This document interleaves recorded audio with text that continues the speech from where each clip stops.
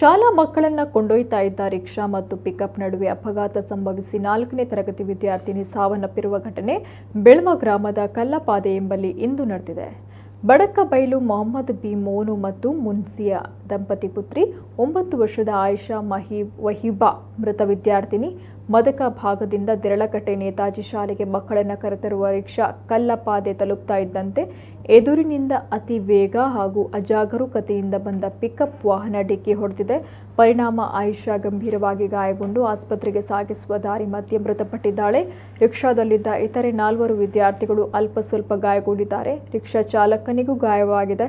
ಗಾಯಾಳುಗಳನ್ನು ದೇರಳಕಟ್ಟೆ ಕೆಎಸ್ ಹೆಗ್ಡೆ ಆಸ್ಪತ್ರೆಗೆ ದಾಖಲಿಸಲಾಗಿದೆ.